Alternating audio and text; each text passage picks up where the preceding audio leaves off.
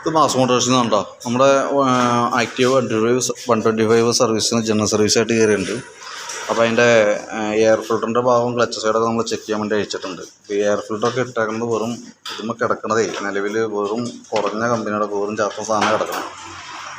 ഇതൊക്കെ ഇടുമ്പോഴുള്ള പ്രോബ്ലം എന്താ വെച്ചാൽ നമുക്ക് ഈ കാർബറേറ്ററിൻ്റെ ഈ സൈഡിലേക്ക് ഉണ്ടല്ലോ, അപ്പോൾ മൗത്തിൻ്റെ ഈ ഭാഗത്തൊക്കെ ശ്രദ്ധിച്ചാൽ മനസ്സിലാവും നല്ല രീതിയിൽ ചെളി വന്ന് അടിഞ്ഞു കൂടിയിരിക്കുന്നത്. ഇതൊക്കെ ഫുള്ളായിട്ട് നമ്മൾ അഴിച്ച് ക്ലീൻ ചെയ്യണം. അതിൻ്റെ ഉള്ളിൽ ഫുള്ളായിട്ട് ക്ലീൻ ചെയ്തിട്ട് റീസെറ്റ് ചെയ്യുള്ളൂ. കാരണം എന്ന് വെച്ചാൽ അതിൻ്റെ ഓൾറെഡി ജെറ്റ് ബ്ലോക്കാണ്, സ്ലോ ജെറ്റ് ബ്ലോക്കാണ്. അപ്പോൾ പെട്രോളിൻ്റെ ചിലവ് കൂടുതലായിരിക്കും. ഇതിപ്പോൾ നല്ല രീതിയിൽ തന്നെ നമുക്ക് ക്ലീൻ ചെയ്ത് ഇടണത്. അതേപോലെ തന്നെ അതിൻ്റെ എഞ്ചിൻ റൂമിൻ്റെ ഭാഗത്തൊന്നും ഫ്ലാപ്പ് കാര്യങ്ങളൊന്നും ഇല്ല. അതായത് നമുക്കൊന്ന് ഫ്ലാപ്പ് സെറ്റ് ചെയ്തിട്ടൊന്ന് വാട്ടർ സർവീസ് ചെയ്തിട്ട് വേണം ക്ലീനാക്കി കയറ്റാനായിട്ട്. കാരണം അത്യാവശ്യം നല്ല രീതിയിൽ ചെളിനകത്തേക്ക് കയറുന്നുണ്ട്. പിന്നെ ക്ലച്ചിൻ്റെ ഭാഗത്തേക്ക് വരുമ്പോഴത്തേക്കുണ്ടല്ലോ, ക്ലച്ചിൻ്റെ ഭാഗത്ത് വരുമ്പോഴത്തേക്ക് അതിൻ്റെ എഞ്ചിൻ്റെ വന്ന ക്രാങ്ക് ഷാഫ്റ്റിൻ്റെ ഇവിടുത്തെ ഓയിൽസിൽ കംപ്ലൈൻ്റായിട്ട് ഫുള്ള് ഓയിൽ വന്നേക്കണേ കാണണം കേട്ടോ. അപ്പോൾ നമുക്ക് അതൊക്കെ ഒന്ന് ക്ലീൻ ചെയ്ത് ഓയിൽസിലൊന്ന് മാറ്റേണ്ടതായിട്ടുണ്ട്. പിന്നെ ഇതുമ്പോൾ യൂസ് ചെയ്തേക്കണ ബെൽറ്റ് ഓൾറെഡി പൊട്ടി തുടങ്ങിയിട്ടുണ്ട്. സെൻറ്ററിലൊക്കെ നല്ല രീതിയിൽ പൊട്ടൽ വീണ് തുടങ്ങിയിട്ടുണ്ട്. അതായത് എല്ലാ ലെഗിൻ്റെ ഉള്ളിൽ കൂടെ പൊട്ടിയേക്കാണ്. അപ്പോൾ അത് കിടക്കണതാണെങ്കിലും കമ്പനി സാധനമൊന്നുമല്ല, കുറഞ്ഞ കമ്പനിയുടെ ബ്രാൻഡാണ്. ഇതിൻ്റെയൊക്കെ പ്രോബ്ലം എന്ന് വെച്ചാൽ നമ്മുടെ കയ്യിൽ നിന്ന് ഓൾറെഡി ഒറിജിനൽ പാർട്സിന് 450-500 അടുത്ത റേഞ്ച് വിലയുള്ളൂ. ഈ പൈസ നമ്മുടെ കയ്യിൽ നിന്ന് ഓൾറെഡി ഇതിന് തന്നെ പോയിട്ടുണ്ടാവും. നമുക്കാണെങ്കിൽ അതിൻ്റെ ഒരു ബെനിഫിറ്റ് കിട്ടിയിട്ടില്ല. അതൊക്കെ ശ്രദ്ധിക്കേണ്ട ഒരു കേസുകളുണ്ടോ. കാരണം എന്ന് വെച്ച് കഴിഞ്ഞാൽ ഒറിജിനൽ പാർട്സ് 100 ഐറ്റത്തിന് 500 അടുത്ത വിലയുള്ളൂ. നമ്മൾ മാറ്റുമ്പോൾ എന്തായാലും ഇതിനും ആ പൈസ തന്നെ നമ്മൾ കൊടുക്കേണ്ടി വന്നിട്ടുണ്ടാവും. ഇതൊക്കെ കമ്പനി സാധനം യൂസ് ചെയ്യണതാണ് ഏറ്റവും നല്ലത്. കാരണം എന്ന് വെച്ചാൽ അതല്ലാന്നുണ്ടെങ്കിൽ നമുക്ക് നഷ്ടം കസ്റ്റമർക്കാണ്. പിന്നെ ഇതിൻ്റെ ഈ ക്ലച്ച് ഷൂവിൻ്റെ ഭാഗത്തൊക്കെ നല്ല രീതിയിൽ തുരുമ്പ് കാര്യങ്ങളുണ്ട്. അല്ലെങ്കിൽ തുരുമ്പുണ്ടെന്ന് പറയാൻ കാരണം ഇത് കറക്റ്റായിട്ട് സർവീസ് ജനറലായിട്ട് സർവീസ് ചെയ്ത് പോകുകയാണെന്നുണ്ടെങ്കിൽ ആ കൂട്ടത്തിൽ നമ്മൾ ഫുള്ള് അതിൻ്റെ ക്ലച്ച് സാധനങ്ങളൊക്കെ അഴിച്ച് ഗ്രീസ് ചെയ്ത് പോകണതാണ്. കാരണം ഈ ഭാഗത്ത് നമുക്ക് ഓയിലോ കാര്യങ്ങളൊന്നും വന്നില്ല. അത് നമ്മൾ മാനുവലായിട്ട് തന്നെ അഴിച്ച് റീസെറ്റാക്കി പോകേണ്ട കാര്യങ്ങളാണ്. അപ്പോൾ അത് നമ്മൾ ചെയ്യാൻ വൈകി പോകുമ്പോഴേക്കാണ് ഈ പ്രോബ്ലംസ് വരാം. അല്ലെങ്കിൽ റെഗുലറായിട്ട് ചെയ്യാണ്ടിരിക്കുമ്പോഴേക്കാണ് കംപ്ലയിൻറ്റ് വരും. പിന്നെ ഈ വേരിയേറ്റർ ബോഡിയുടെ ബുഷൊക്കെ ചെറുതായിട്ട് പ്ലേ തുടങ്ങിയിട്ടുണ്ട്. തൽക്കാലം ഇതൊന്നും ചെയ്യണ്ട. പക്ഷേ അതിൻ്റെ ബെൽറ്റ് വർക്ക് ചെയ്യണ പുള്ളിയുടെ ഭാഗത്തുള്ള വീലുകൾ, ഈ വീലൊക്കെ നല്ല രീതിയിൽ ഓവലായി പോയതുണ്ട്. നല്ല രീതിയിൽ പിടപ്പും കാര്യങ്ങളായുണ്ട്. ഈ സാധനം ഇതിൻ്റെ തുരുമ്പൊക്കെയാണ് അതിൻ്റെ ഉള്ളിൽ വന്ന് നമ്മൾ ആ ക്ലച്ച് ഷൂ വന്ന ഭാഗത്ത് നമ്മൾ കൊണ്ടുവരുന്നത്.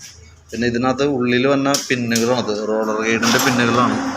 ഇതൊക്കെ ഇതിനകത്ത് നല്ല രീതിയിൽ ഇത് ഇത്രയും ലൂസാണ് അതിൻ്റെ ഉള്ളിൽ കേട്ടോ. കാരണം എന്താ വെച്ച് കഴിഞ്ഞാൽ അത് ഫ്രീ ആയിട്ട് ചാടി പോരും. അതായത് ഒട്ടും ഇതില്ലാണ്ട് കിടന്നത് കാണിക്കും.